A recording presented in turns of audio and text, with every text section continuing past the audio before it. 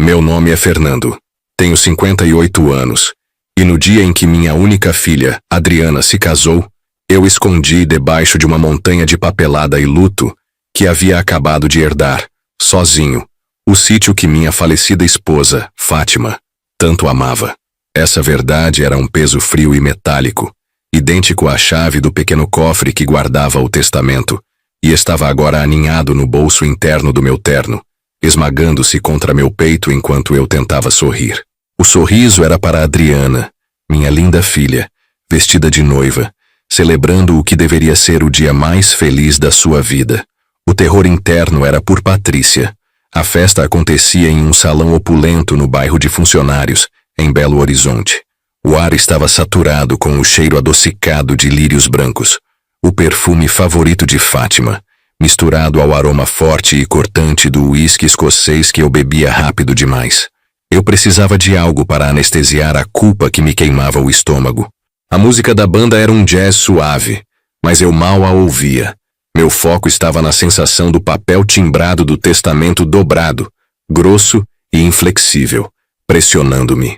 A herança de Fátima havia sido decidida há exatos 10 dias, mas o casamento de Adriana e Patrícia, agendado meses antes, havia me impedido de processar o luto e a burocracia.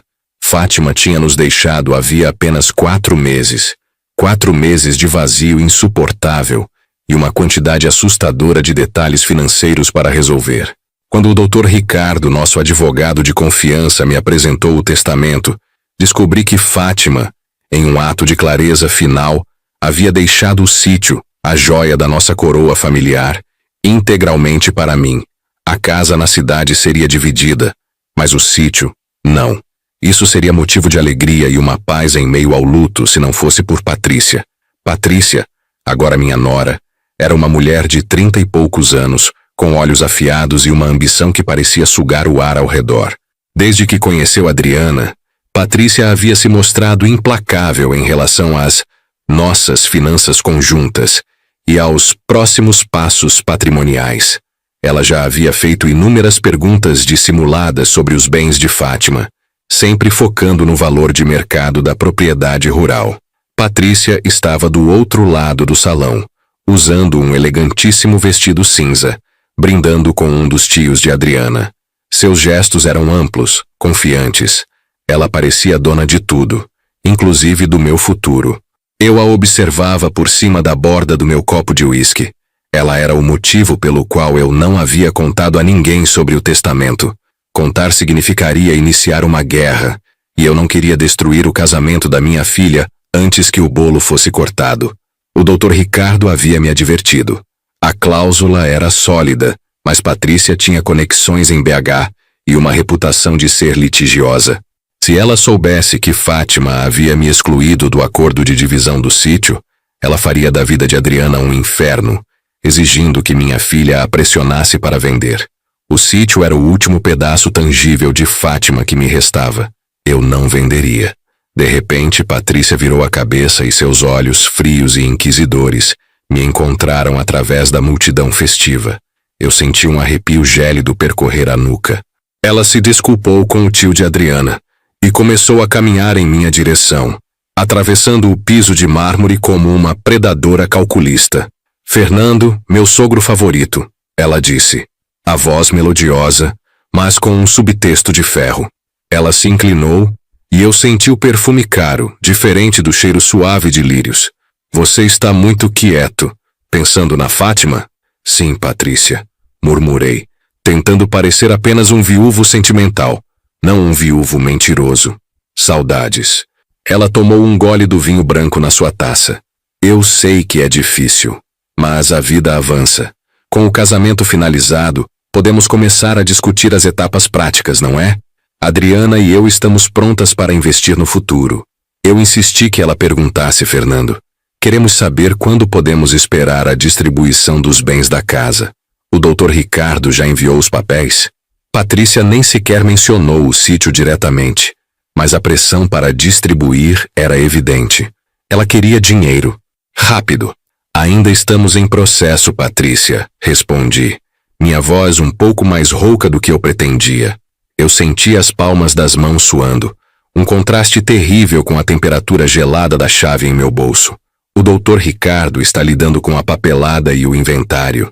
Você sabe como a justiça de Belo Horizonte é lenta.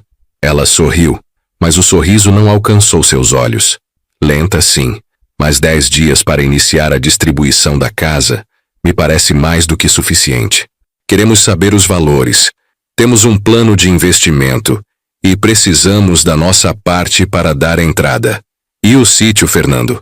O que planejam fazer com aquela propriedade enorme? O questionamento me atingiu como um soco no peito. Meu coração começou a acelerar sob o terno. Ela sabia que algo estava errado.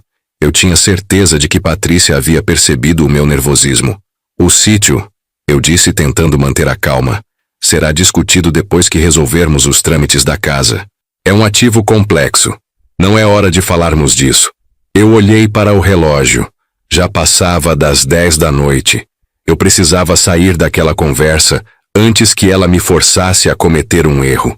Patrícia, por favor, me desculpe, mas eu preciso ir ao lavabo. O vinho não me caiu bem. Menti, afastando-me abruptamente antes que ela pudesse responder. Corri para o corredor, sentindo a necessidade urgente de ar fresco. O cheiro de rosas e uísque era enjoativo. Cheguei ao banheiro, lavei o rosto e tirei o celular do bolso. Olhei para a tela esperando que o Dr. Ricardo não tivesse enviado nada, torcendo para que a chave em meu bolso permanecesse meu segredo por mais alguns dias. Mas Patrícia tinha razão. A vida avança. E naquele exato momento, enquanto eu encarava o meu reflexo pálido e mentiroso, a tela do meu celular acendeu com uma nova mensagem de texto do Dr. Ricardo. Fernando, não surte. Precisamos conversar. Aquele documento que Fátima preparou, há uma complicação terrível que não previmos. Encontre-me às 9 da manhã. O que está escrito no verso do título de propriedade do sítio? Eu li as últimas palavras do texto. O sangue sumiu do meu rosto. Eu estava segurando o testamento que me dava o sítio, tentando esconder a herança para proteger minha filha de Patrícia. Mas, naquele instante, compreendi que ainda bem que não revelei que herdei o sítio sozinho, porque havia algo muito pior do que a ganância de Patrícia escondido nas entrelinhas de Fátima, algo que mudaria o jogo para sempre. O papel tremeu em minhas mãos, não pelo meu tremor, mas pela força súbita e brutal da revelação que Dr. Ricardo acabara de me enviar. Complicação terrível. Aquelas 2 palavras flutuaram como vapor frio no espelho embaciado do meu banheiro. Eu tinha 58 anos e nunca soube lidar bem com o inesperado, especialmente quando envolvia Fátima. Rapidamente, dobrei o testamento e o título de propriedade. Eu precisava tirá-los da vista, tirá-los da minha cabeça por agora, mas com segurança absoluta. Meu pequeno refúgio era o escritório, um cubículo apertado nos fundos da casa onde os livros de Fátima se amontoavam ao lado das minhas declarações de imposto. Levantei o tapete persa gasto, um presente de casamento de meus pais que já tinha 40 anos e que eu prometera nunca jogar fora.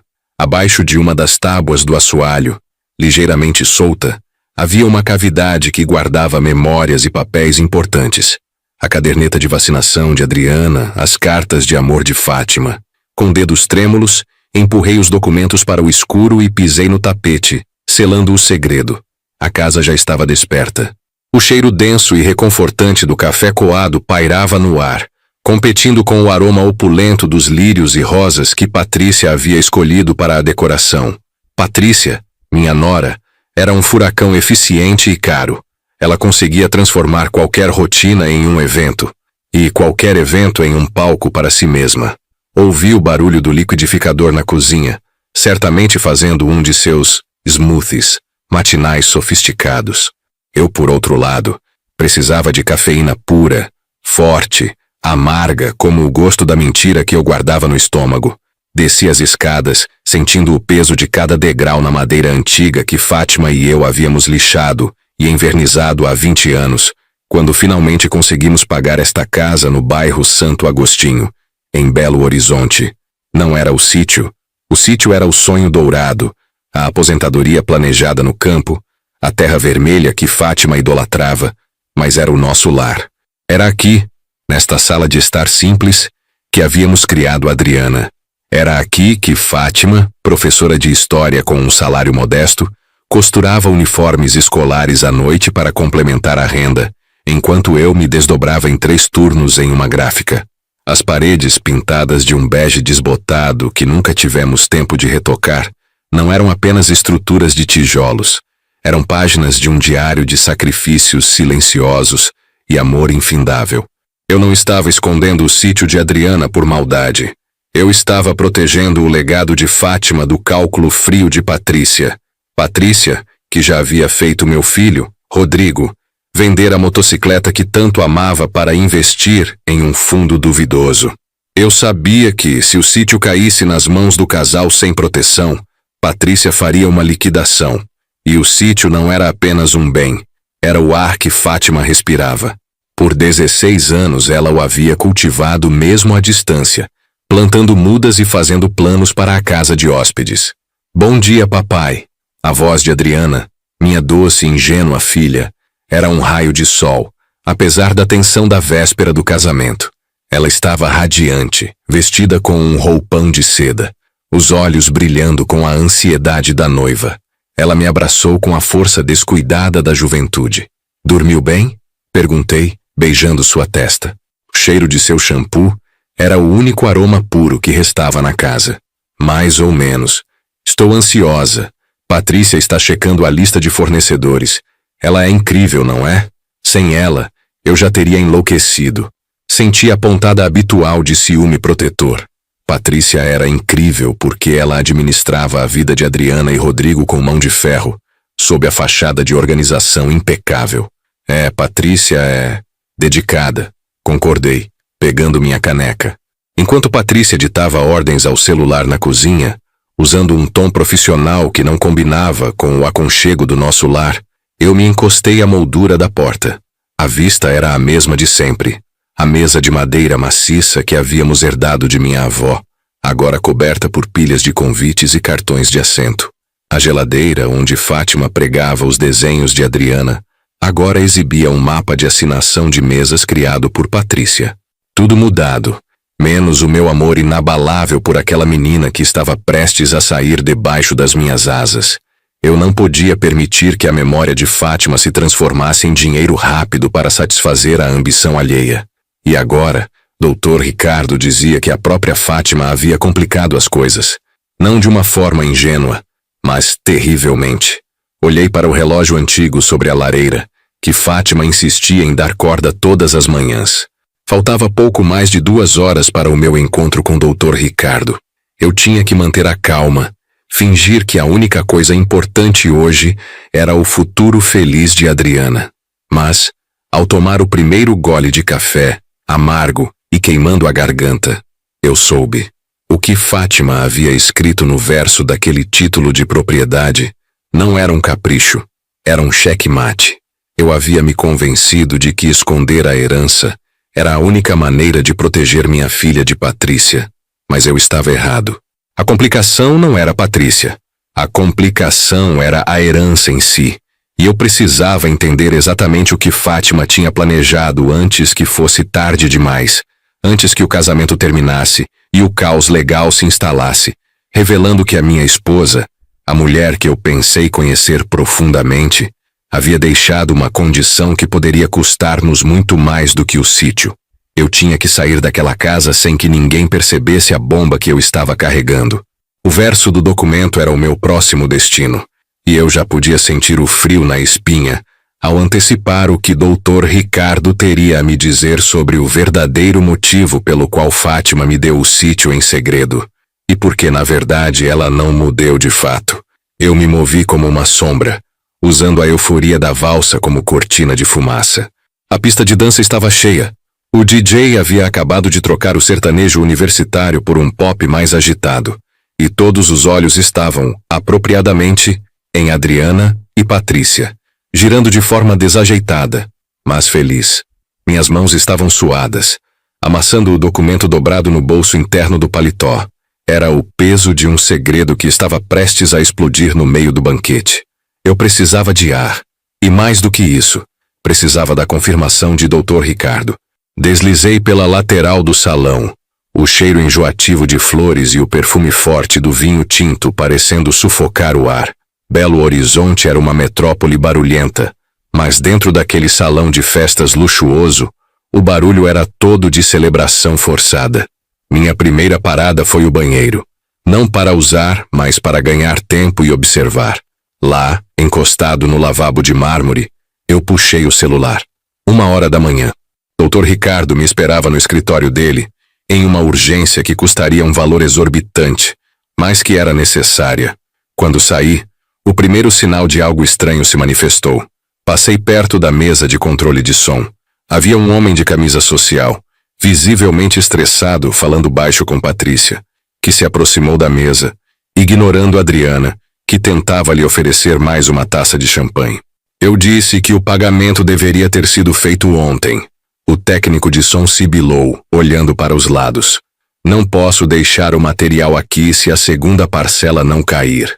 Patrícia, sempre com aquele sorriso frio, mas polido, empurrou a taça para longe. Isso é irrelevante, Lucas, você vai receber. É o casamento da nossa vida, ela disse, e eu notei a ênfase no nossa, uma possessividade que sempre me incomodou. Apenas termine a música agora. O que é um dia de atraso? O homem franziu a testa, mas cedeu. Patrícia olhou em minha direção por um instante, e tive que me virar rapidamente, fingindo interesse em um arranjo floral absurdamente grande. Um dia de atraso. Aquela festa havia custado uma fortuna. Fátima e eu tínhamos começado a pagar o buffet e o salão há quase um ano, antes de ela adoecer. Por que haveria um atraso? O segundo sinal veio logo depois, na saída de serviço, onde os garçons entravam e saíam apressadamente. Eu precisava pegar a chave do meu carro, que estava com o manobrista, e usar a desculpa de ter que buscar um remédio urgente. Parei para cumprimentar a tia de Fátima, Dona Olívia, uma senhora octogenária com uma memória afiada para intrigas financeiras. Fernando, querido, como você está suportando tudo isso? Ela perguntou, a voz baixa, mas penetrante. A festa está linda, mas não parece como Fátima teria feito. O que quer dizer, Olívia? Ela apertou minha mão. As bebidas estão sendo racionadas, Fernando. Vi um garçom negar um uísque 17 anos ao seu primo. Eles só estão servindo o padrão. E mais estranho, o cofre que Fátima guardava em casa, o que ela tinha desde o tempo do sítio. Patrícia me perguntou sobre ele na semana passada, onde Fátima guardava a chave extra. Eu senti um formigamento subindo pelo meu pescoço. O cofre. Fátima usava aquele cofre para guardar documentos importantes, mas nunca soube o que havia dentro, exceto papéis velhos da fazenda. Ela me perguntou sobre o cofre? Perguntei, tentando soar indiferente. Por que Patrícia se interessaria por papéis velhos? Ela disse que precisava de documentos de última hora para a lua de mel. Mas o olhar dela não era de quem busca passaporte, Fernando. Era de quem procura algo de grande valor.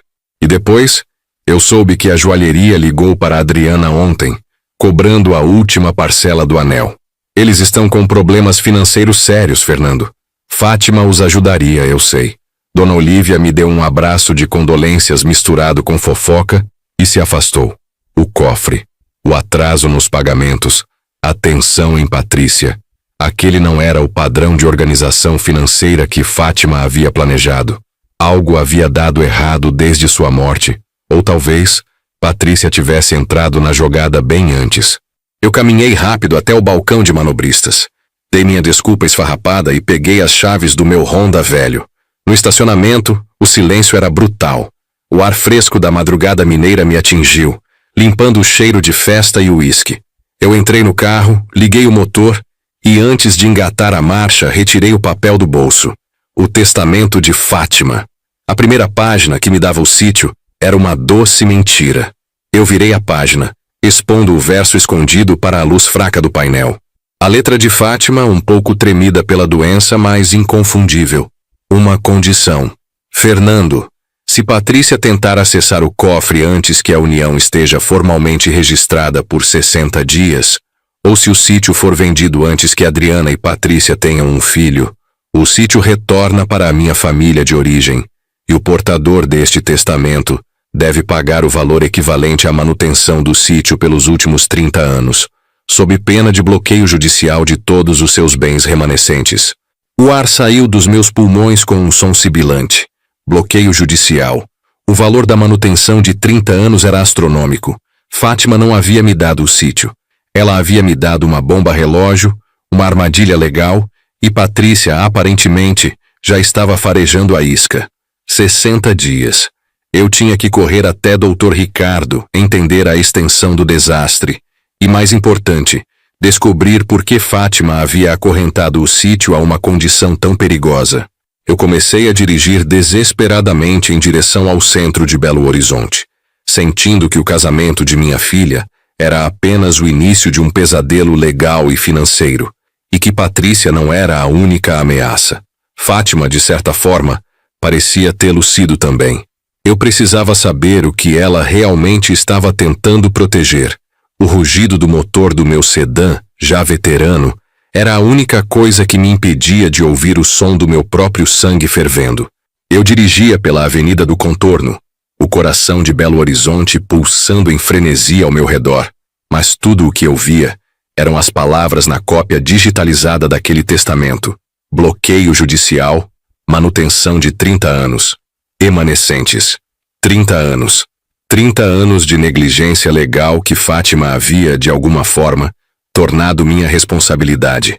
Eu apertava o volante com tanta força que meus dedos estavam brancos.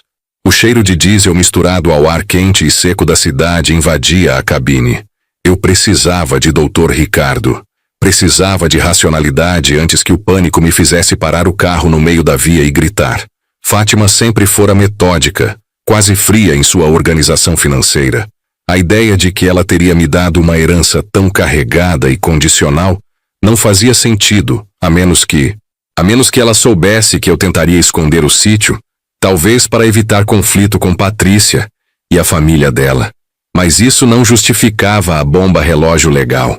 Eu estava quase chegando ao bairro Funcionários, onde ficava o escritório imponente de Dr. Ricardo, quando o trânsito parou abruptamente próximo à Praça da Liberdade.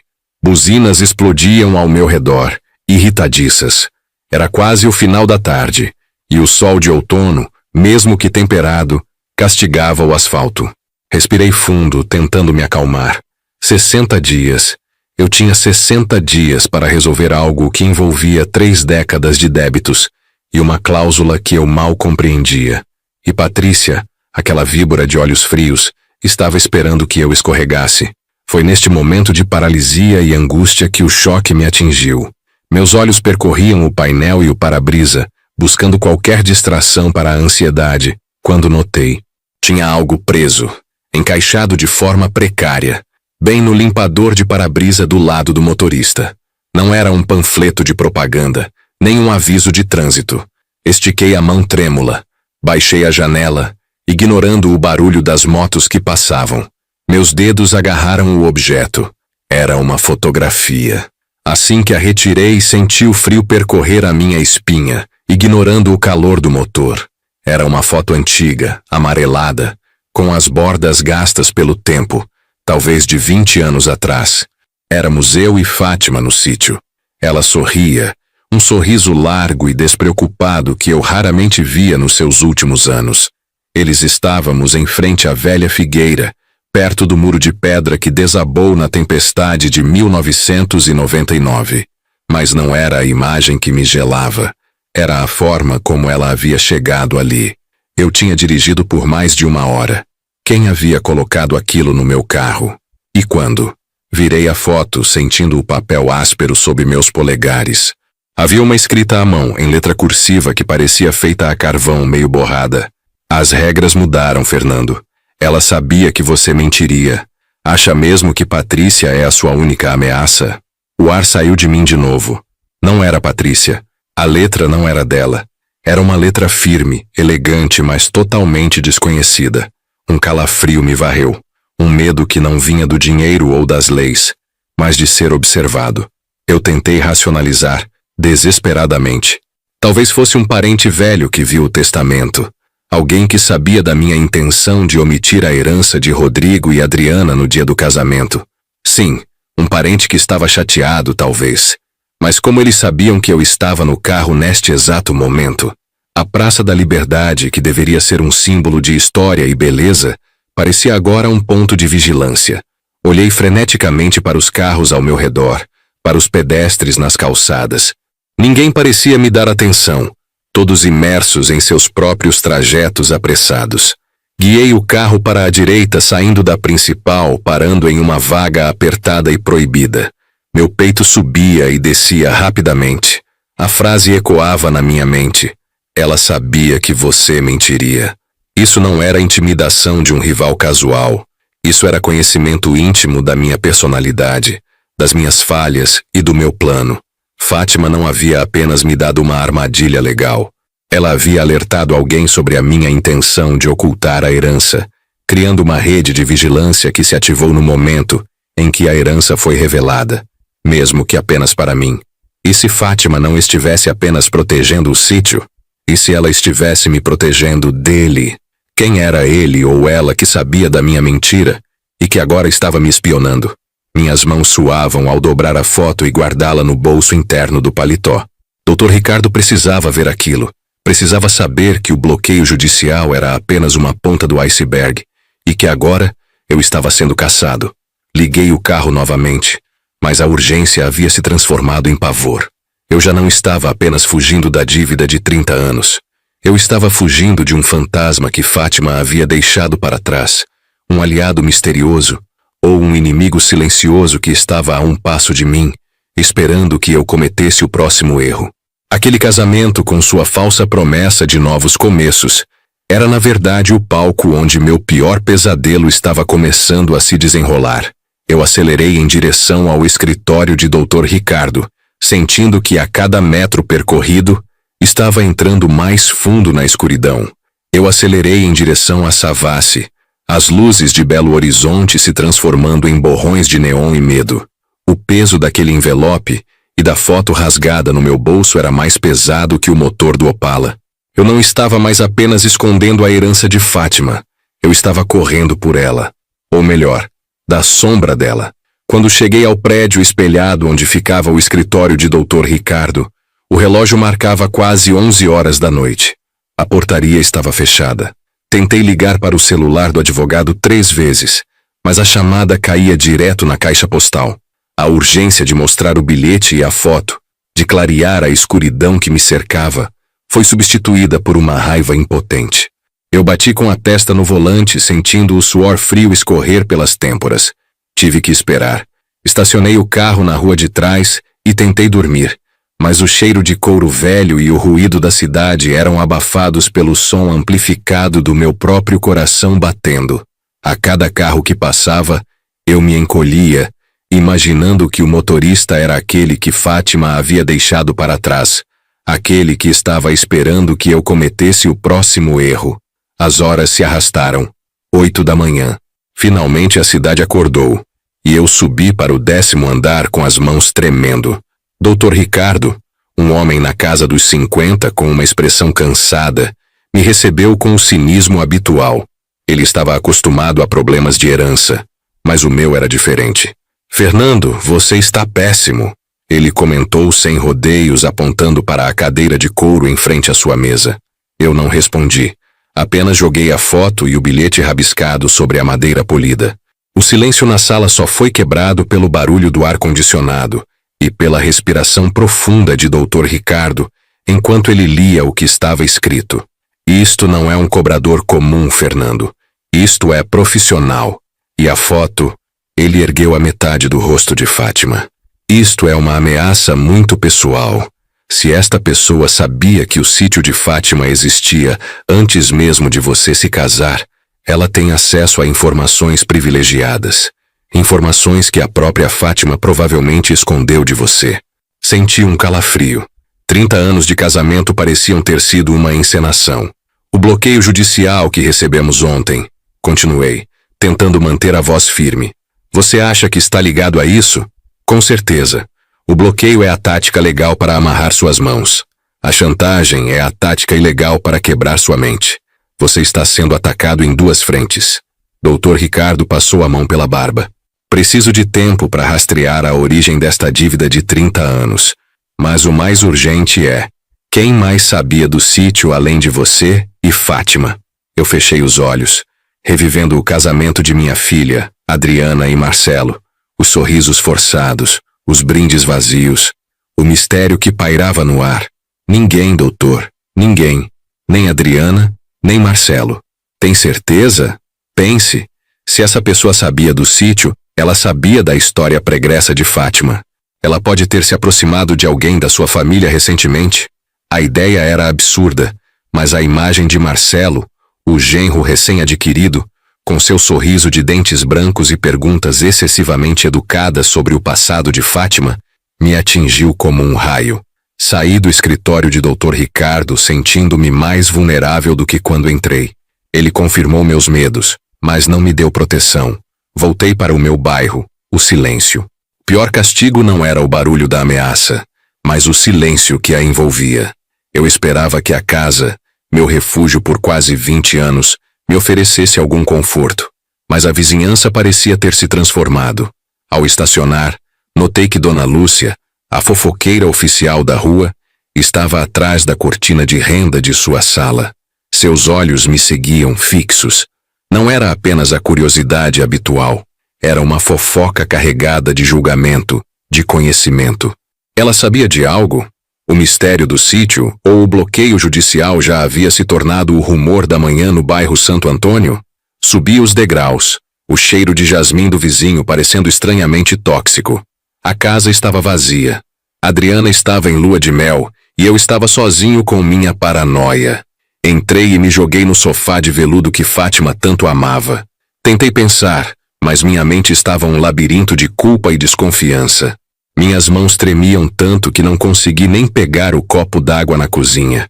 Eu precisava de uma distração, um foco. Fui até o quarto e comecei a arrumar os pertences de Fátima. Eu já havia feito isso 1000 vezes, mas agora eu procurava por pistas, não por lembranças. Abri a gaveta de sua cômoda e encontrei um pequeno livro de capa dura, um diário que eu nunca soubera que existia. Ele não tinha nada escrito nas primeiras páginas, apenas uma data rabiscada na folha de rosto. 9 de maio de 1994. A data que Fátima sempre alegava ser o início de nosso namoro. Folheei as páginas, meu coração acelerando. O diário estava vazio, exceto pela penúltima página. Lá, havia uma única frase escrita com uma letra diferente da dela, uma caligrafia masculina, angular. 8 anos. O relógio está correndo, Fátima. 8 anos. E a história de 30 anos que Dr. Ricardo mencionou? Eu estava cercado por uma teia de mentiras cronológicas. Olhei para a data de 1994 e para a mensagem de 8 anos. Isso significava que o relacionamento ou dívida de Fátima começou muito antes do que eu imaginava. Antes de tudo, senti a bile subir pela garganta. O inimigo não estava apenas me caçando. Ele estava zombando de mim através das coisas que Fátima deixara para trás. E a mensagem, datada de anos, sugeria que este predador havia esperado pacientemente o momento certo, o momento em que Fátima estivesse morta e a herança viesse à tona, para atacar. Ele havia esperado o casamento de minha filha, o auge da minha felicidade, para me esmagar. Eu precisava agir, mas meu corpo estava paralisado. Se a caligrafia era de um homem, poderia ser o tal aliado misterioso, ou o próprio cobrador. A tensão era física. Minha cabeça latejava e eu conseguia sentir o peso da ansiedade pressionando meu peito, dificultando a respiração. Olhei para fora. A rua parecia normal, mas eu sabia que os olhos de Dona Lúcia ainda estavam em mim, e que talvez, muito mais perto, o responsável por aquela ameaça estivesse apenas esperando a noite cair para dar o próximo passo. Eu precisava descobrir quem havia escrito aquela frase e por que Fátima tinha aquele aviso guardado por tantos anos. A única pessoa que poderia me dar alguma luz estava em lua de mel, e eu precisava decidir se envolvia a Adriana no pesadelo que Fátima havia criado, ou se eu cavava sozinho na escuridão, arriscando tudo. Eu não podia mais ficar em Belo Horizonte, não com aquele silêncio de vizinhos me observando. Eu precisava ir ao sítio. Imediatamente. Eu faria isso sozinho. O ar em Belo Horizonte estava pesado, não apenas pela umidade da tarde que ameaçava chuva, mas pelo peso da minha própria covardia e das mentiras que eu tentava carregar. Corri para o quarto, jogando camisas amassadas e um par de calças dentro de uma mochila de lona velha. Não era uma viagem de férias. Era uma fuga. Eu precisava chegar ao sítio o mais rápido possível. Lá, longe dos olhos julgadores dos vizinhos e do silêncio ensurdecedor que Fátima havia deixado para trás, eu talvez conseguisse respirar. Eu precisava de espaço para pensar, para entender por que diabos ela tinha aquele bilhete e quem era o monstro que havia escrito a ameaça na parede da minha casa. O medo era um motor gelado. Minhas mãos tremiam tanto que tive dificuldade em fechar o zíper da mochila. Eu tinha o título de propriedade do sítio dobrado e guardado no bolso interno do meu paletó. Era o único pedaço de papel que importava agora. Peguei as chaves do carro. Eram quase 4 horas da tarde. Se eu saísse agora, chegaria à zona rural no início da noite. Teria tempo de checar a propriedade e talvez dormir antes de começar a vasculhar os escombros do passado de Fátima. Estava na sala, pronto para dar o passo final em direção à porta da frente, quando meu telefone celular tocou, estridente no silêncio da casa. Parei, o coração martelando contra as costelas. Era um número internacional. Era Marcelo. Hesitei. Por que meu genro, que deveria estar desfrutando da lua de mel nas ilhas gregas com Adriana, estaria me ligando? Não consegui ignorar. Deslizei o dedo na tela, tentando soar o mais normal possível. Alô, Fernando. Desculpe ligar em um horário inoportuno, mas preciso ser direto. A voz de Marcelo era límpida, profissional e fria. Não havia nenhum traço da ternura de recém-casado. Ele soava como um banqueiro ligando para cobrar uma dívida. Marcelo, está tudo bem? Aconteceu algo com Adriana? O pânico me agarrou pela garganta. Adriana está excelente, Fernando. Ela está dormindo agora. A ligação é sobre negócios. Não, sobre a situação legal da família, para ser mais preciso. Ele corrigiu, e senti um nó se formar no estômago. Não estou entendendo. Que situação legal? Houve um suspiro audível do outro lado da linha, pesado e impaciente. Fernando, com todo o respeito, você é um homem de negócios simples, não um administrador de patrimônio. Você deve saber que, agora que Fátima se foi, todos os ativos dela precisam ser legalmente transferidos, o que exige um inventário meticuloso. Eu tenho acesso através dos meus contatos aos registros públicos de Minas Gerais, e há algo que me intriga. Eu apertei o telefone. Não podia ser. Como ele sabia? O que te intriga, Marcelo? Minha voz saiu rouca. O que me intriga, Fernando, é que o sítio de recreio da família, o que vocês usavam nos feriados, foi misteriosamente transferido apenas 4 meses antes do falecimento de Fátima. E não para Adriana, a única herdeira legal, mas diretamente para você. Uma transferência inter vivos em troca de um valor simbólico. Ele articulou cada palavra com uma precisão cirúrgica. Sabe, esse tipo de transação levanta bandeiras vermelhas em qualquer análise fiscal. O ar pareceu evaporar da sala. Eu não tinha sequer contado a Adriana. Não porque eu quisesse sonegar algo, mas porque o testamento de Fátima havia sido uma surpresa para mim, e a situação toda era envolta em mistério. Eu só herdei o sítio porque ela quis que eu o tivesse, talvez para protegê-lo, talvez por outro motivo que eu desconhecia. Fátima fez a transferência para mim por motivos pessoais, Marcelo. Era a vontade dela. Eu tentei explicar, sentindo-me infantil. A risada seca de Marcelo soou como estilhaços de vidro no alto-falante. Vontade? Fernando, você tem 58 anos. Com todo o respeito, a vontade não paga impostos. O que parece para mim, e para qualquer advogado sério, é uma manobra para reduzir a base tributável da herança de Adriana, possivelmente classificando um ativo valioso como uma venda insignificante. É um erro grave e, francamente, de mau gosto, se considerar que a família dela está em luto.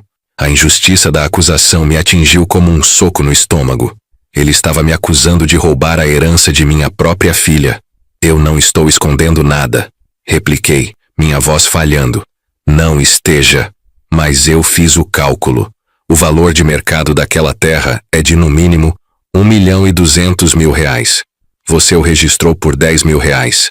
Se você não fornecer imediatamente a documentação completa que justifique esta transação, Fernando, eu terei que envolver o Dr. Ricardo e notificar o cartório. Não estou ligando como seu genro. Estou ligando como o guardião dos interesses financeiros de minha esposa. E eu não vou permitir que a herança dela seja diluída ou comprometida por manobras, digamos, antiquadas. A humilhação era completa. Na voz calma e autoritária de Marcelo, eu não era o pai da esposa dele, o sogro ou o viúvo de luto. Eu era um amador, um velho inútil tentando aplicar um golpe barato de má-fé. E ele estava me dando um ultimato do outro lado do oceano, deitado em alguma suíte luxuosa. Não há nada para justificar. Você receberá toda a documentação no momento certo. Eu mal conseguia respirar. O momento certo é agora, Fernando. Ou farei com que seja. Quando voltarmos a Belo Horizonte em 3 dias, a primeira coisa que farei é ir ao escritório do Dr. Ricardo. Espero que você tenha uma explicação sólida. E sugiro que não mova nenhum ativo até lá. Nem mesmo o sítio. Ele finalizou. A ameaça implícita cortante como uma navalha. A linha ficou muda. Eu desliguei o celular e o joguei na poltrona. Meu corpo estava coberto de suor frio. Marcelo não estava em lua de mel. Ele estava monitorando minhas finanças. Ele já sabia sobre o sítio. E ele acreditava que eu era um ladrão. A decisão de fugir se transformou em uma necessidade desesperada. Eu não tinha 3 dias para esperar o retorno dele. Eu não podia dar a Marcelo a chance de me processar ou, pior, de conseguir uma liminar para congelar os bens, o que incluía o sítio. Eu tinha que chegar lá e descobrir o que Fátima escondia antes que Marcelo e o Dr. Ricardo chegassem com papéis e ordens judiciais. O inferno não estava esperando a noite cair. Ele já havia me ligado direto das ilhas gregas. Coloquei a mochila nas costas e, sem olhar para trás, saí pela porta, acelerando o passo em direção à escuridão da estrada. Se eu demorasse mais 1 minuto, eu estaria perdido. A porta da frente se fechou com um clique silencioso, um som que, estranhamente, soou como um tiro de largada. Eu não estava fugindo da polícia, mas sim do meu genro, o que, de certa forma, era muito pior. Um advogado ambicioso com acesso irrestrito aos meus dados era a definição moderna de perseguição. A escuridão da madrugada em Belo Horizonte ainda era fria, cortada apenas pelos faróis distantes. Eu tinha fugido sem café, sem plano, apenas com a certeza de que precisava de informação e, mais importante, de dinheiro em mãos. Minha primeira parada não foi a estrada para o sítio, mas o pequeno e discreto banco onde Fátima mantinha uma conta conjunta de emergência. Cheguei lá 15 minutos antes da abertura, o cheiro de ozônio misturado ao pó do asfalto úmido entrando pelas janelas abertas do meu antigo Monza. Eu esperei, sentindo o suor frio escorrer pelas minhas têmporas, a tensão em cada músculo. Se Marcelo tivesse tido tempo de congelar os bens, eu estaria quebrado e preso na cidade, esperando a intimação do Dr. Ricardo. Assim que as portas de vidro se abriram, eu entrei, forçando uma calma que estava a milhas de distância do meu pânico interno. A atendente, uma jovem de talvez 20 anos, sorriu profissionalmente. Pedi um extrato completo da conta e, disfarçadamente, perguntei sobre quaisquer outros ativos relacionados a Fátima. Senhor Fernando, a conta conjunta está ativa. O saldo atual é de R$ 10.554,32. Ela recitou. Alívio. Pelo menos havia dinheiro para a viagem. E depósitos diferentes? Caixas de segurança? Perguntei, tentando parecer casual. A atendente digitou algo.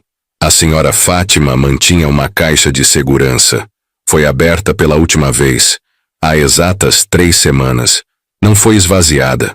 Gostaria de abrir? Aquilo era o que eu procurava. Marcelo poderia monitorar contas digitais, mas uma caixa de segurança física era um ponto cego. Assinei os papéis, minhas mãos tremendo ligeiramente. Lá dentro não havia joias ou dinheiro. Havia apenas uma pasta de papel pardo, grossa e gasta, com o nome de Fátima, escrito em sua caligrafia elegante. A pasta continha 2 coisas essenciais.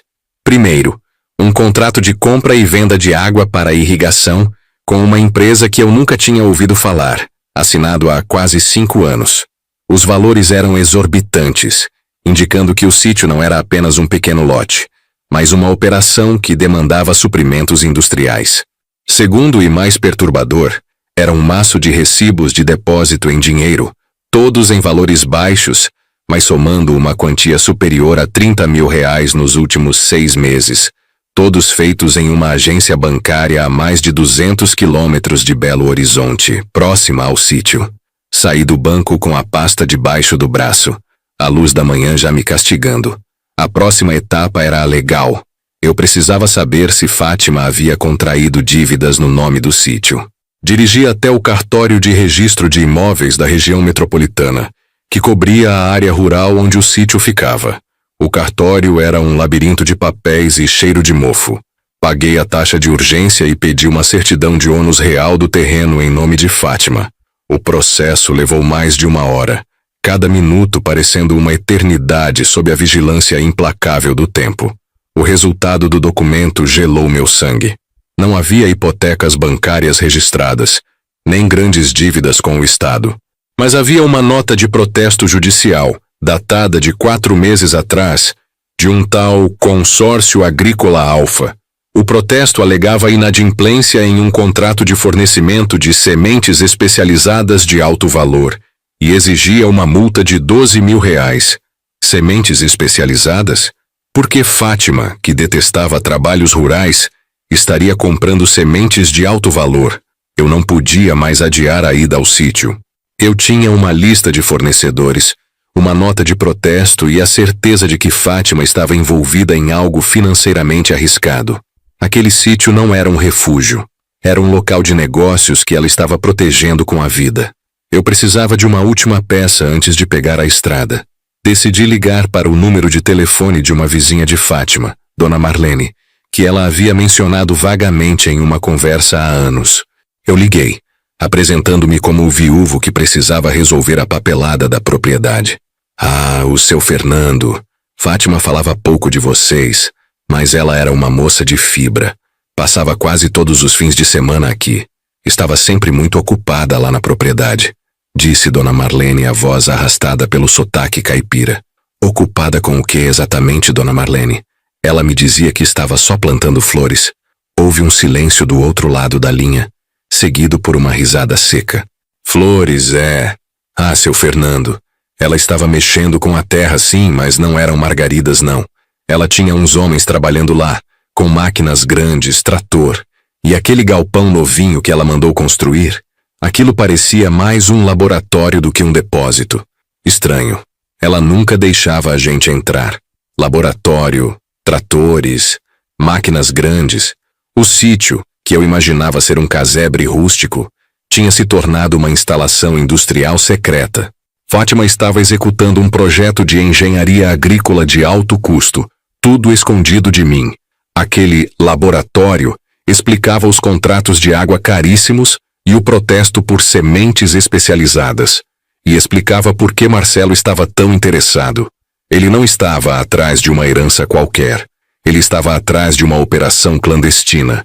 Eu estava agora sentado na cafeteria da rodoviária, a 150 quilômetros do sítio, observando o sol nascer sobre as montanhas de Minas. Eu estava quase lá. Peguei a pasta de Fátima, folheando-a novamente.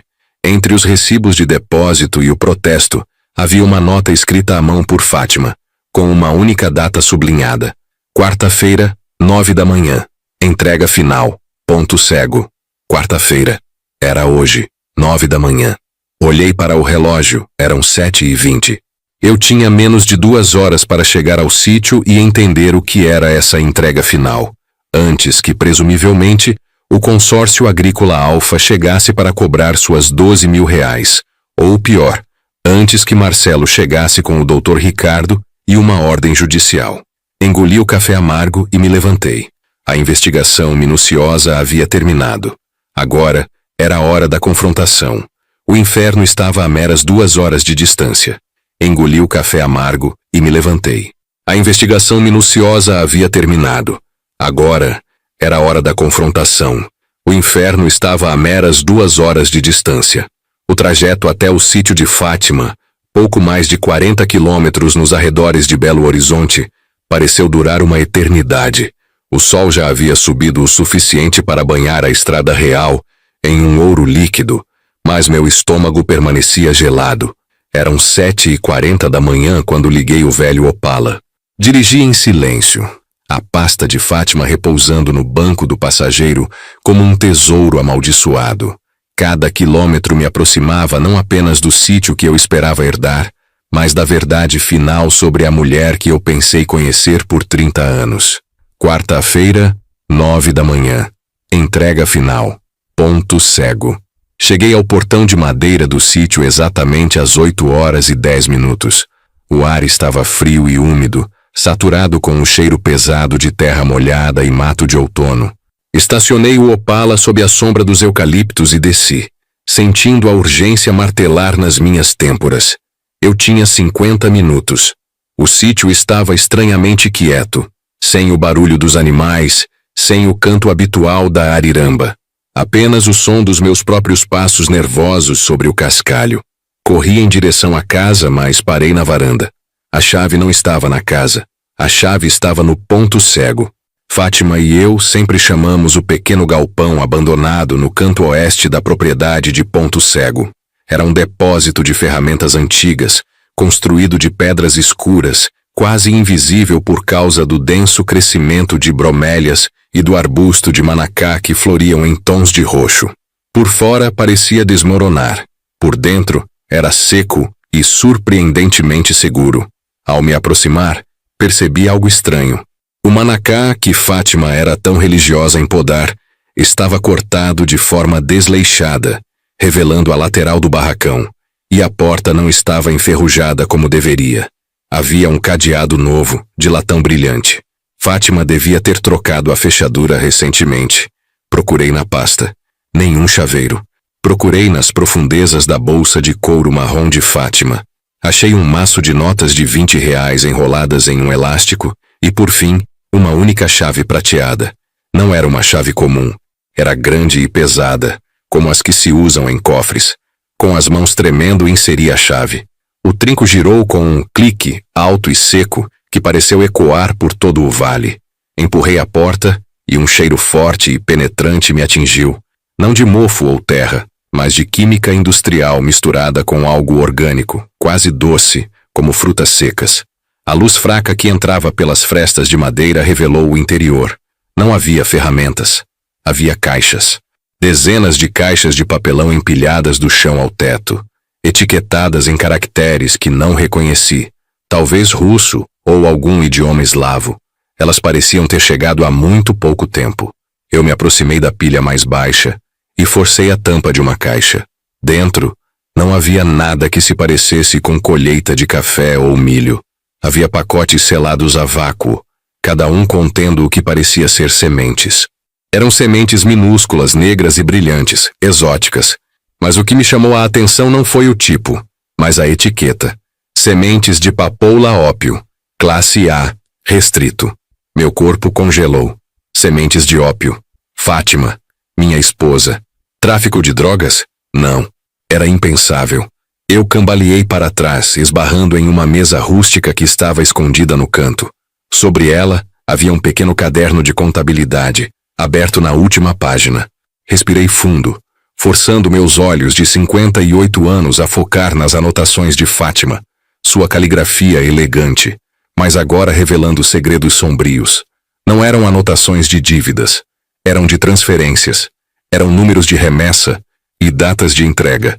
O consórcio agrícola Alfa não era o credor, mas sim um intermediário, uma fachada. O pagamento das R$12.000 era na verdade uma taxa de desembaraço alfandegário. E o nome na coluna de destinatários do carregamento, o nome que se repetia em todas as transações ilegais, era inconfundível, escrito em letras maiúsculas e arrogantes. M. Gomes. Marcelo Gomes. Um nó se apertou na minha garganta. Marcelo não queria o sítio por ciúmes ou disputa familiar. Ele queria a propriedade para usá-la como um ponto cego, um centro de distribuição internacional para sementes controladas. talvez até mesmo para o cultivo ilegal. O sítio, com sua localização remota em Minas Gerais, era perfeito para isso. Minha cabeça girava. Eu folheei o caderno freneticamente. Havia um registro recente, datado de 3 dias antes da morte de Fátima. Último carregamento de MG. Recusa em assinar. Ameaças de despejo. Dr. Ricardo contatado para mediar. E logo abaixo, a anotação que Fátima sublinhou. Quarta-feira, 9 da manhã. Entrega final. Ponto cego. Fátima não estava envolvida na origem do tráfico. Ela descobriu que Marcelo estava usando a terra dela. A dívida era a punição por ela ter tentado interromper o esquema. A entrega final não era uma venda, mas o momento em que Marcelo viria recuperar as caixas de sementes e, presumivelmente, selar a aquisição do sítio. Meu coração parecia bater contra as costelas, um ritmo descompassado e aterrorizante. Fátima não havia me deixado apenas um sítio cheio de dívidas. Ela me deixara um depósito de evidências de um crime federal, e o antagonista não era um rival de herança, mas um criminoso que mataria para proteger seu esquema. De repente, a pasta que estava na minha mão pesou toneladas. Eu olhei de volta para as caixas rotuladas. Eu tinha que esconder isso. Se Marcelo chegasse às 9 da manhã e encontrasse as caixas, ele simplesmente as levaria. Eu precisava da prova. Rasguei a página do caderno de contabilidade com as anotações sobre Marcelo e coloquei-a no bolso. Mas não era suficiente. Eu precisava da prova irrefutável. Peguei o pacote de sementes mais próximo, rasguei o vácuo e coloquei um punhado no meu casaco. Eram 8h45. Eu tinha 15 minutos. Enquanto eu tentava reempilhar as caixas para disfarçar o buraco, o som de um motor potente e irregular rompeu o silêncio da manhã. Não era um carro velho. Era um veículo grande, talvez uma caminhonete a diesel, e estava se aproximando rápido, virando a curva da estrada de terra principal. 9 da manhã. A confrontação havia começado mais cedo. Meu corpo tremeu, mas não de medo, de uma raiva fria e urgente. Eu estava com o dinheiro de Marcelo, as provas de Fátima e as sementes que poderiam mandá-lo para a prisão. Fechei a porta do ponto cego com cuidado, trancando-a novamente. Eu precisava de um plano, e rápido.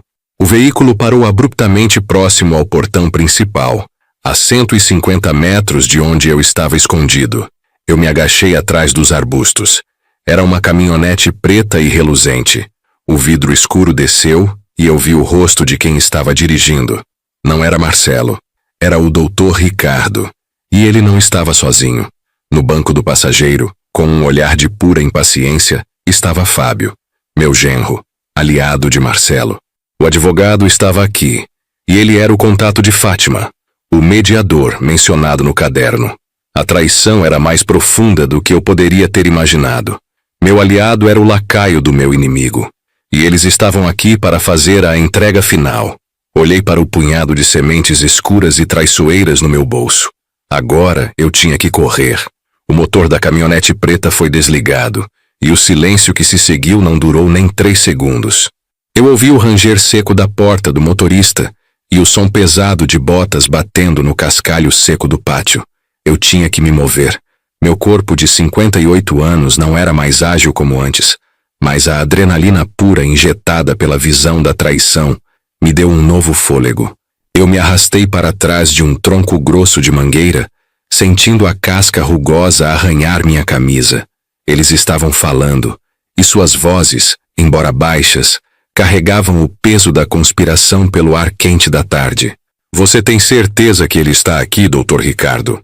A voz de Fábio, meu genro, era irritadiça, destituída de qualquer afeto que ele fingiu ter em meu casamento com Adriana. Ele estava ansioso, como sempre. Fátima foi meticulosa, Fábio. O caderno a trouxe para cá, e ele nunca largaria o caderno. E Fernando não é burro, apenas lento, respondeu Ricardo, o advogado que eu confiei por mais de 10 anos. Aquelas palavras me causaram uma dor física instantânea, como se meu peito tivesse sido atingido por um soco invisível. A dor da traição era mais aguda que qualquer golpe. Meu aliado era um traidor, e ele havia planejado meticulosamente a minha queda ao lado da minha falecida esposa.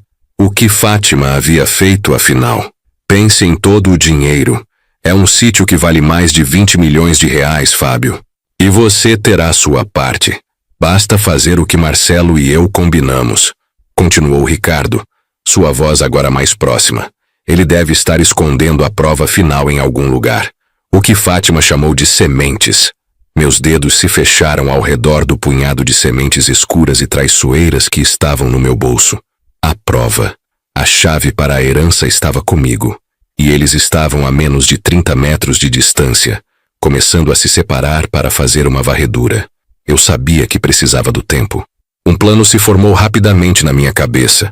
Eu não poderia correr para o lado da mata fechada. Eles me veriam.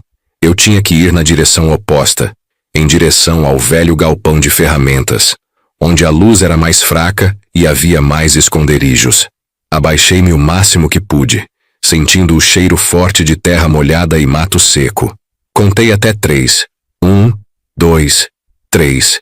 Avancei, rastejando sobre meus joelhos e cotovelos. O som da minha respiração era alto nos meus ouvidos.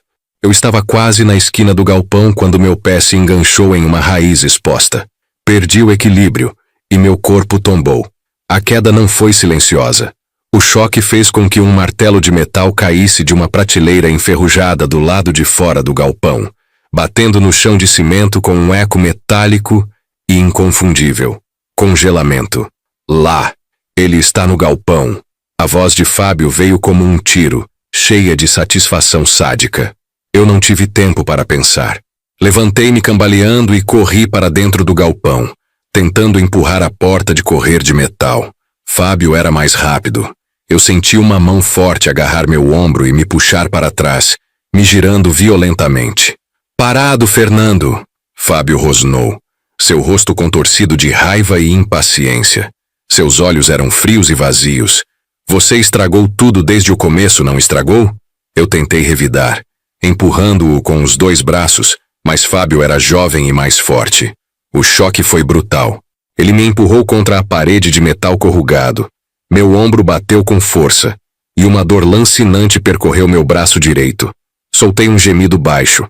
"Você acha que poderia ter impedido Fátima?" Fábio sibilou, apertando meu pescoço. "Ela queria isso.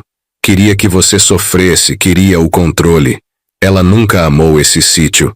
E você, Fernando? Você amou tanto que se cegou." Aquelas palavras me atingiram no fundo do meu ser, causando um tipo de ferida que não sangrava. Fátima. Ela realmente havia me traído de tal forma? Enquanto lutava para respirar sob o aperto de Fábio, meu corpo reagiu por instinto de sobrevivência. Eu soquei Fábio na lateral do corpo sem muita força, mas o suficiente para fazê-lo vacilar por um segundo. Aquele segundo foi o suficiente para que eu tirasse a mão do meu bolso, retirando as sementes escuras e jogando-as em um arco alto, na esperança de que caíssem na mata fechada atrás do galpão. Fábio soltou um rugido de frustração. Ele me largou e tentou seguir a trajetória das sementes, mas elas já estavam perdidas na escuridão incipiente da mata.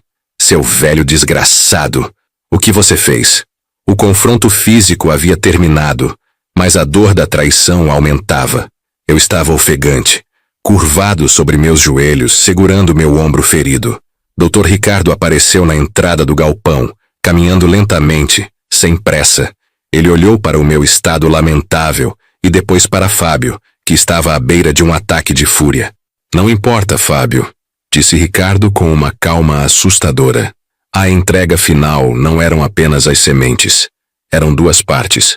Uma delas, o Fernando acabou de nos entregar ao vir para cá. A outra, a outra sempre esteve em Belo Horizonte. Ele se virou para mim, ajustando os óculos com um movimento frio e profissional. "Você deveria ter aceitado a nossa primeira oferta, Fernando. Agora não podemos mais negociar. Você nos forçou a antecipar o passo final. E isso afeta diretamente Adriana." Meu corpo gelou. "Adriana, minha filha." "O quê? O que você fez com a minha filha?" Minha voz saiu rouca, quase um sussurro. "Nada que ela não tenha assinado", respondeu Ricardo, sorrindo tristemente.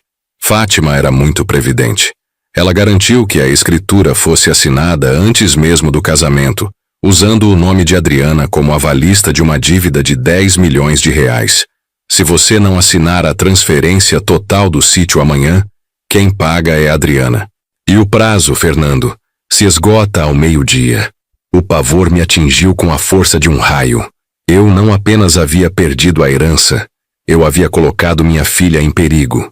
Eu precisava chegar a Belo Horizonte imediatamente, mas Fábio estava parado na minha frente e Ricardo estava bloqueando a saída do galpão. Eu estava preso. O cheiro de mofo, poeira e óleo de motor velho sufocava o galpão. O sol lá fora já tinha sumido, mas a única lâmpada pendurada, fraca e amarelada, acentuava as sombras nos rostos de Fábio e Dr. Ricardo. Eu não estava preso apenas por eles. Eu estava preso pelo tempo. 12 horas até que minha filha, Adriana, herdasse uma dívida que não era dela, 10 milhões de reais. Você não pode fazer isso, eu murmurei, sentindo meu estômago se revirar. Adriana não tem nada a ver com isso. Fábio riu, um som seco e cruel que ecoou nas paredes metálicas.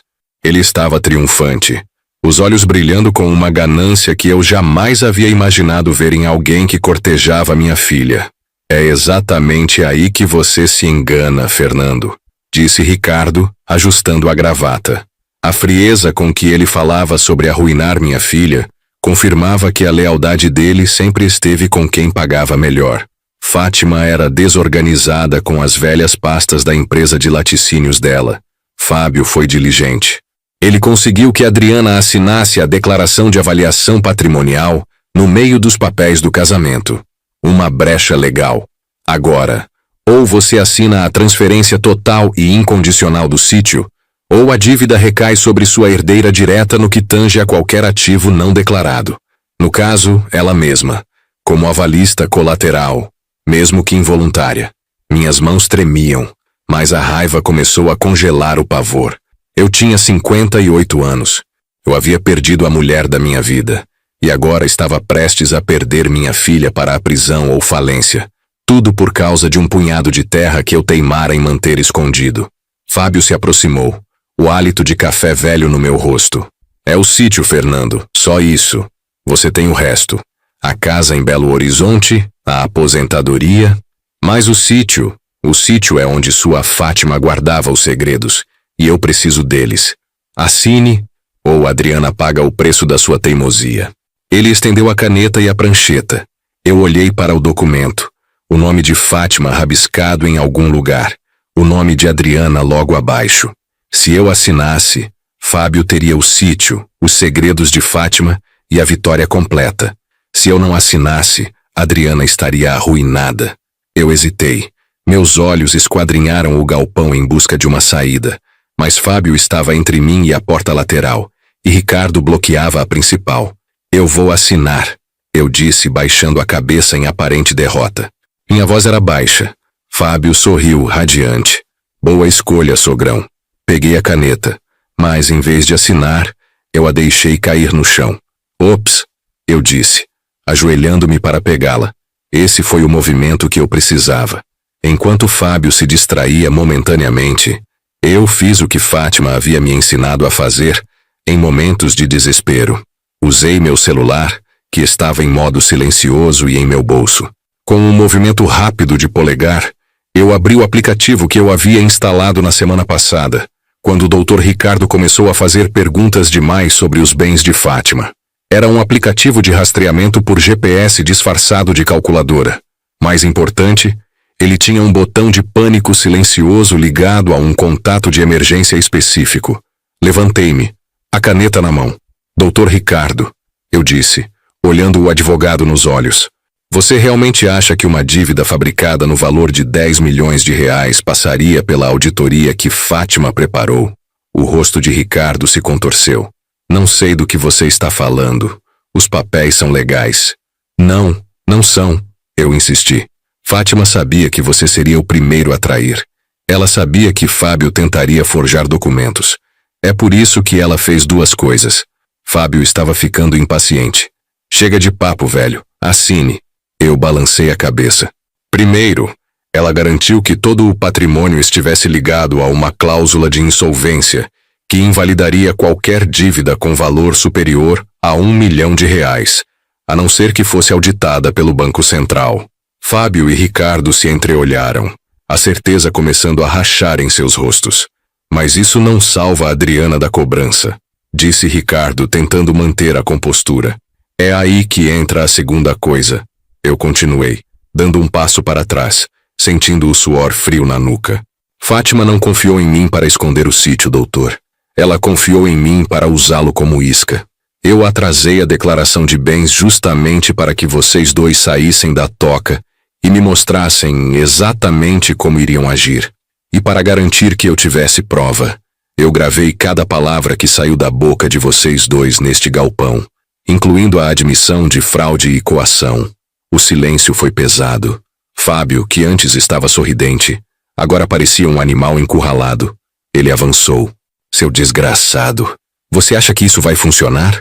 Naquele exato momento, o barulho seco e estrondoso do motor de um carro acelerando rasgou o silêncio do galpão. Fábio parou, assustado.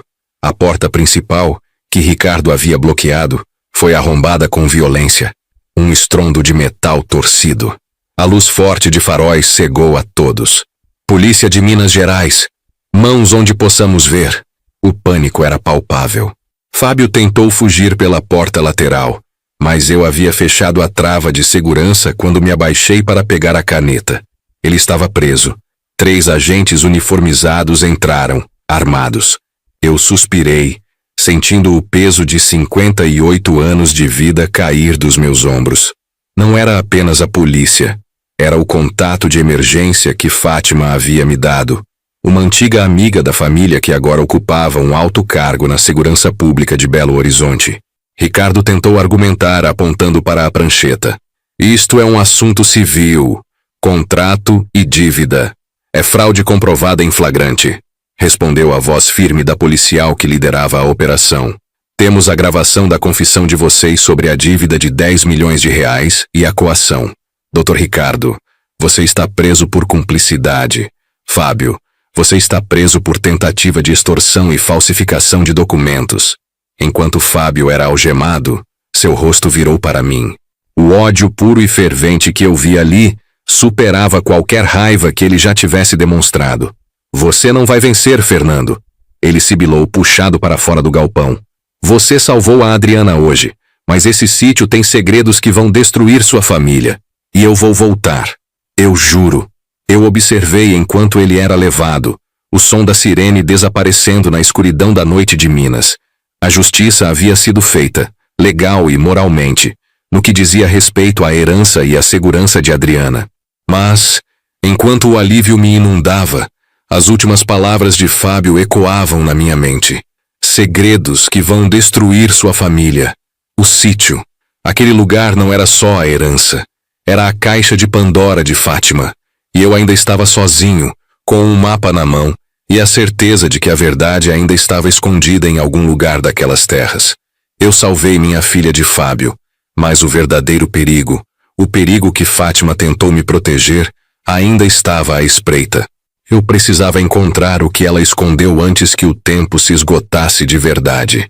Senti o peso de 58 anos cair dos meus ombros na mesma velocidade em que o camburão da Polícia Civil virava a esquina, levando Fábio para a escuridão da noite.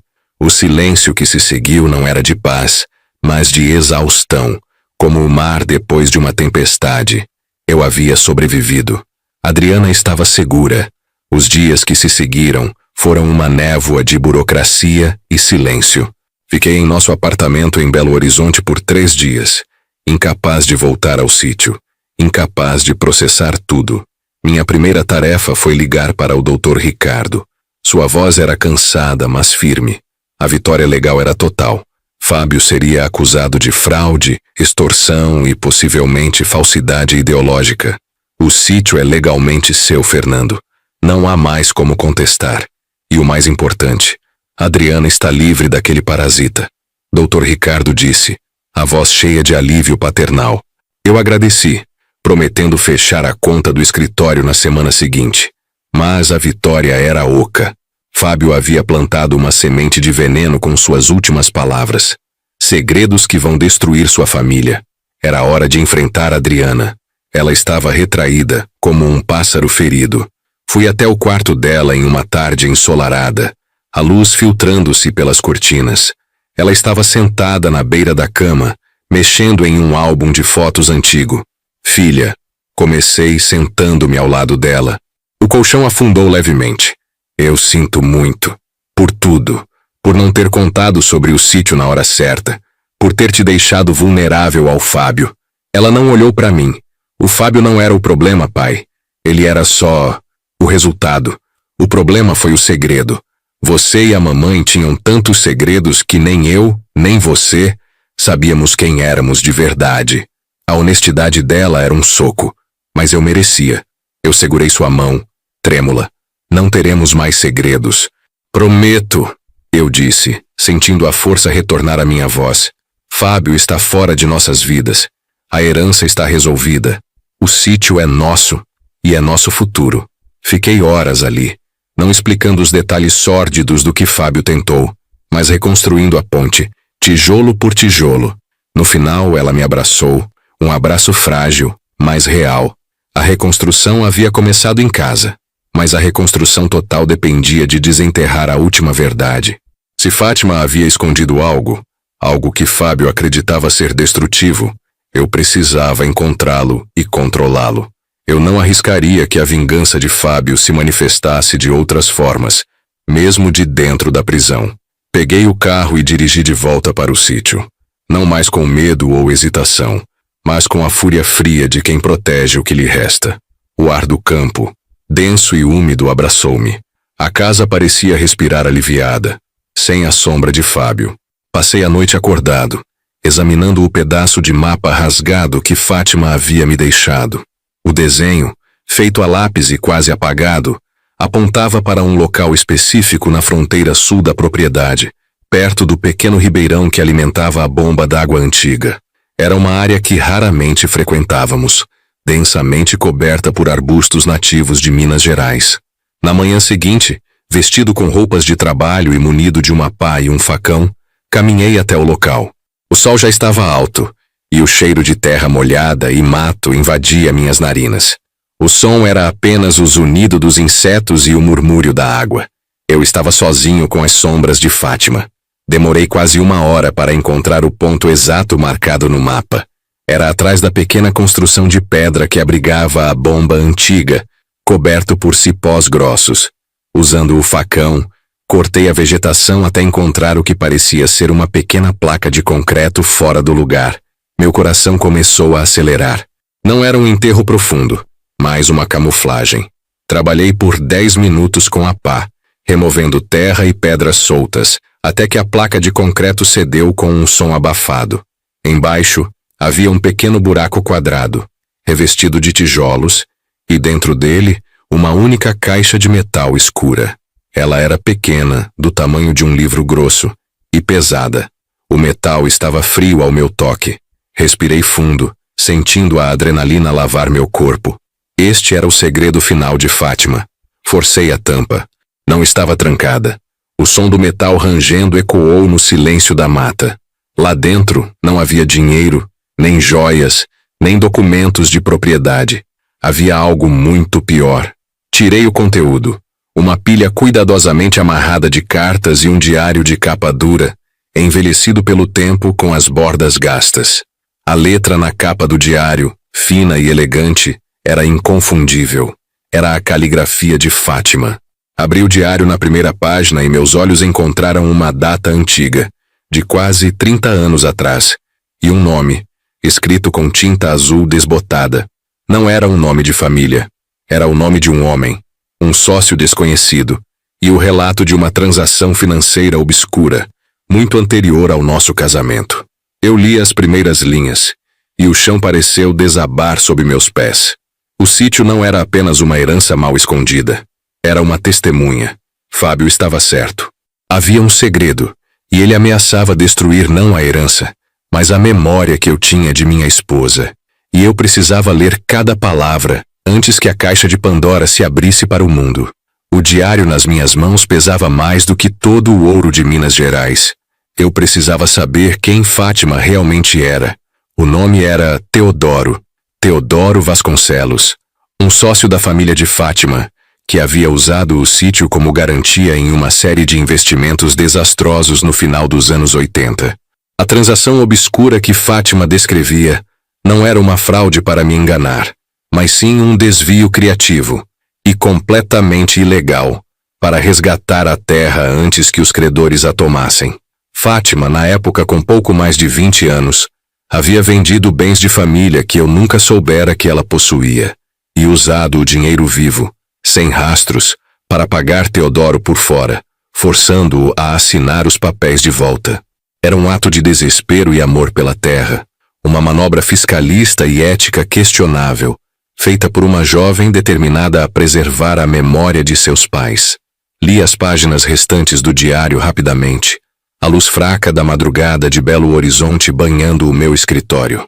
Fátima não havia me contado, não porque quisesse me roubar, mas porque ela temia que a revelação da ilegalidade da transação colocasse o sítio em risco de confisco e colocasse em risco a nossa vida.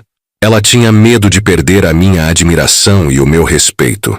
Senti um peso imenso se dissipar do meu peito, substituído por uma tristeza profunda. Eu não estava casado com uma farsante, mas com uma heroína imperfeita. E agora, o conhecimento era meu fardo. Fechei o diário de capa de couro desgastada. A madeira pesou na palma da minha mão, o cheiro de mofo e segredo pairando no ar frio. Fábio não estava atrás da verdade. Ele estava atrás da munição. Se ele conseguisse provar a origem duvidosa do dinheiro original, ele poderia, no mínimo, paralisar o inventário por anos, ou, no pior cenário, expor Fátima a uma mancha póstuma que destruiria a fé de Adriana na mãe. Eu não podia permitir isso. Na manhã seguinte, liguei para Dr. Ricardo. Não mencionei o diário, mas expliquei que precisava resolver a disputa do sítio de forma definitiva e rápida. Eu estava disposto a ceder, não ao Fábio, mas ao princípio de paz. Fernando, Dr. Ricardo disse pelo telefone, a voz grave. Legalmente o sítio é seu, registrado em cartório. O que é legal nem sempre é justo, doutor, e nem sempre é silencioso. Vamos oferecer o equivalente a 50% do valor do sítio em dinheiro para Adriana e Fábio. Agora, em troca da desistência total de questionamento do inventário e de qualquer processo futuro, o sítio será vendido, mas só quando eu quiser, e o que sobrar será a minha aposentadoria. O valor já deve satisfazer o apetite deles. E assim foi feito. A negociação foi tensa, mas o dinheiro, entregue meses após o casamento, silenciou o nosso genro.